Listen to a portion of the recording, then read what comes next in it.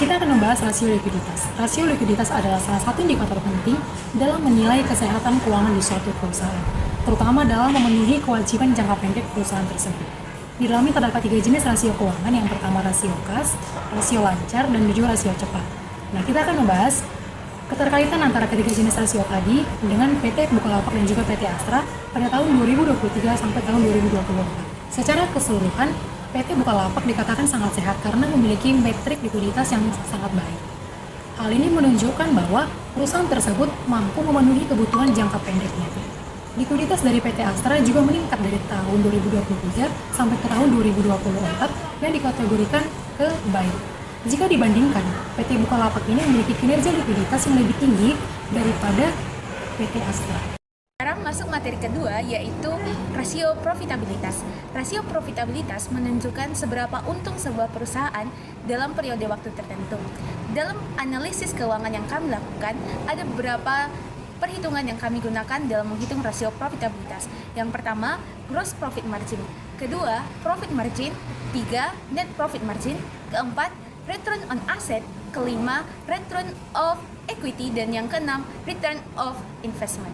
Nah, dari keenam perhitungan ini didapatkan bahwa PT Astra International Tbk dapat menguntungkan perusahaannya dalam periode waktu tertentu. Hal ini ditunjukkan dengan kemampuan PT Astra International dalam menggunakan pendapatan, aset, modal, dan biaya operasionalnya dengan baik. Sedangkan PT Bukalapak.com Tbk masih mengalami kerugian profitabilitas yang signifikan.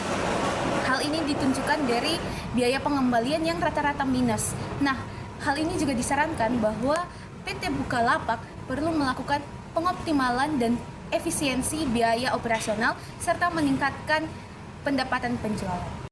Teman-teman, di sini saya akan membahas tentang rasio solvabilitas yang dimana kami menggunakan dua perusahaan berbanding, yaitu perusahaan Bukalapak dan Astra Indonesia. Itu teman-teman pastinya harus mengetahui apa sih itu rasio solvabilitas. Rasio solvabilitas itu adalah menunjukkan kemampuan perusahaan dalam melunasi utang jangka panjangnya. Di sini kami menggunakan dua jenis rasio dari rasio solvabilitas, yaitu debt to equity ratio atau DER dan debt to asset ratio atau DAR.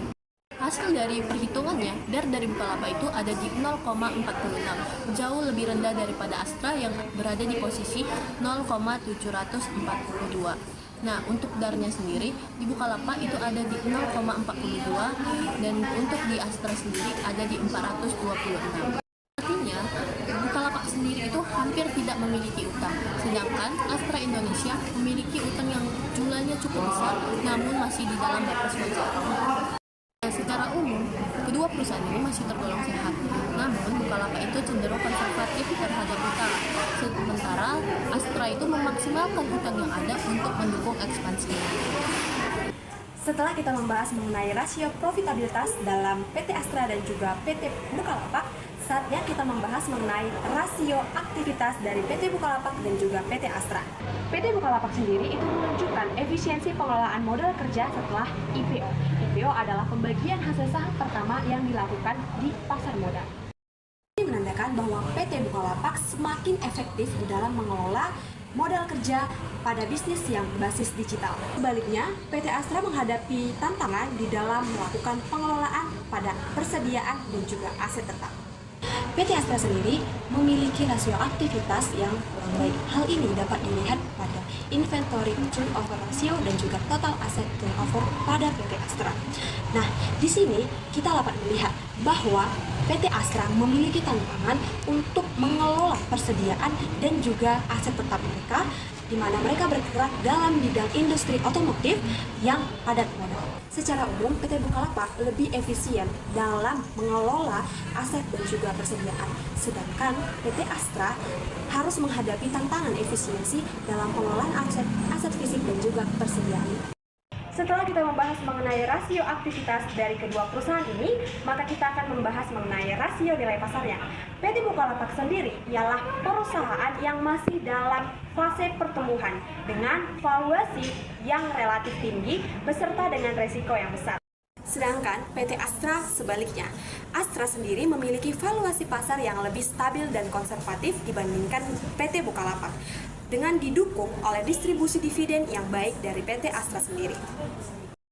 Nah, setelah teman saya membahas yaitu rasio nilai pasar, nah kita masuk ke kebijakan dividen. Nah, kebijakan dividen itu adalah keputusan yang dibuat oleh manajemen perusahaan mengenai pembagian laba kepada pemegang saham dalam bentuk dividen atau menahannya sebagai laba ditahan untuk pembiayaan investasi di masa depan.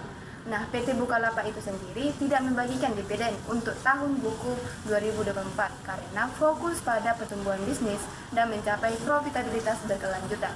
Nah, PT Astra International sendiri itu membagikan dividennya itu totalnya itu sebesar 406 per sahamnya untuk tahun 2024. Nah, kebijakan ini menunjukkan bahwa komitmen perusahaan dalam memberikan hasil investasi itu kepada pemegang saham sambil menjaga stabilitas keuangan untuk mendukung operasional dan ekspansi di masa depan. Nah, selanjutnya kita masuk ke struktur modal.